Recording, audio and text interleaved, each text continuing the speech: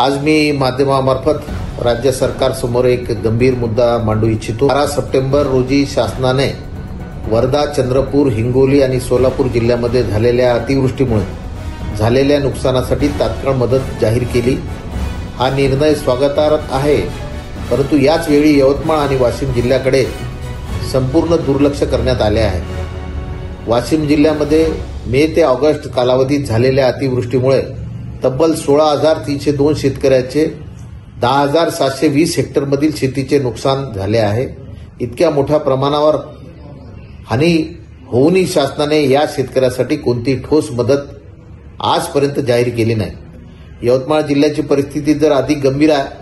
मे ते सप्टेंबर या काळात झालेल्या पावसामुळे 3,11,021 शेतकऱ्याचे 2,34,853 हेक्टरवरील शेतीचे प्रचंड नुकसान झाले असून कापूस, सोयाबीन, तूर यासारख्या खरीप पिकाचे मोठ्या प्रमाणावर नुकसान झाले। शेतकऱ्याचे संपूर्ण पीक पाण्याखाली गेले आहे। अनेक ठिकाणी घरं, जनावरे, रस्ते, विहिरीसाठी मोठा फटका बसला आहे। मुख्यमंत्री स्वतः 13 सप्टेंबरला यवतमाळ दौऱ्यावर आले होते। यावेळी त्यांनी यवतमाळमधील शेतकऱ्यांना पूर्ण मदत मिळेल असे आश्वासन दिले होते। मात्र आजपर्यंत प्रत्यक्षात एकही शेतकऱ्याच्या हातात मदतीचा 1 रुपयाही पोहोचला नाही। आश्वासन दिले जातात, पण वास्तवात शेतकरी अडचणीत राहतात। यवतमाळ हा जिल्हा आधीच शेतकरी आत्महत्याग्रस्तांसाठी कुप्रसिद्ध आहे। ज्या शासनाने तातडीने नुकसान शेतकऱ्यांना मदत केली नाही, इथे आत्महत्याचे प्रमाण वाढण्याची भीती आहे। माझी शासनाकडे मागणी आहे की तात्काळ पंचनामे पूर्ण करून आर्थिक मदत जाहीर करावी। पीक विमा कंपन्यांवर दबाव टाकून नुकसान भरपाईसाठी मिळवून द्यावी। घरे, जनावरे आणि रस्त्याच्या नुकसानासाठी स्वतंत्र पॅकेज घोषित करावे। तसेच भविष्यात अशी परिस्थिती उद्भवू नये म्हणून सिंचन प्रकल्प, जलखोलीकरण, नदी खोलीकरण आणि जल व्यवस्थापनाचा दीर्घकालीन उपाययोजना राबवाव्यात।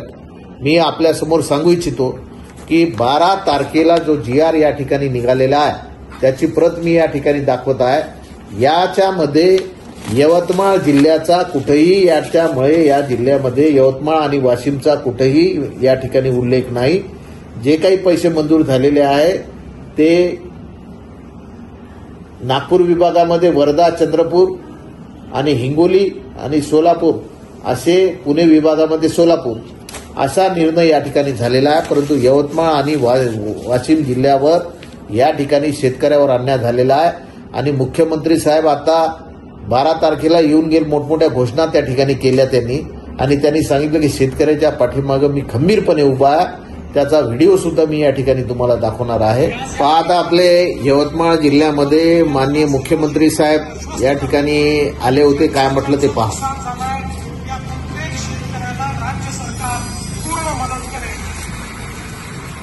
एकीकडे मुख्यमंत्री साहेब या ठिकाणी म्हणत आहे की बा मी यवतमाळ जिल्ह्यातील शेतकऱ्यांना पूर्णपणे मदत करेल, परंतु मुख्यमंत्री साहेब यवतमाळ जिल्ह्यामध्ये आल्यानंतर 12 तारखेचा हा GR आहे, त्या GR वर ते सही करून आले असतील बहुतेक, परंतु त्यांना यवतमाळ वाशिमचा विसर त्या ठिकाणी पडलेला आहे। हे मी त्यांच्या लक्षात या ठिकाणी आणून दाखवतो आहे। म्हणून या GR मध्ये कुठेही यवतमाळ वाशिमचा उल्लेख, आमच्या शेतकऱ्याचं नुकसान झालं त्याच्यामधला 0% या ठिकाणी आहे। आणि एकीकडे मुख्यमंत्री आमच्या यवतमाळ जिल्ह्यातील शेतकऱ्यासमोर भाषण करताना सांगतात की संपूर्णपणे त्या ठिकाणी मी पाठीमागे राहील। एवढी तफावत बोलण्यात आणि कृतीत या ठिकाणी दिसून आलेली। प्रत्यक्षात 12 तारखेचा GR काय याच्यामध्ये फार मोठी तफावत या ठिकाणी निर्माण झालेली आहे। आमच्या शेतकऱ्याशी थट्टा या ठिकाणी करू नये। आज देशाचे पंतप्रधान नरेंद्र मोदी साहेबांचा वाढदिवस आहे, परंतु या वाढदिवसाच्या दिवशी खऱ्या अर्थानं आमच्या यवतमाळ वाशिम जिल्ह्यातील शेतकऱ्यांना जे नुकसान झालं, जे आमच्या हक्काचं आहे, ते नुकसान भरपाई या वाढदिवसाच्या निमित्तानं मुख्यमंत्री साहेब जाहीर करतील का, अशी प्रतीक्षा आमचे शेतकरी वर्ग या ठिकाणी करत आहे।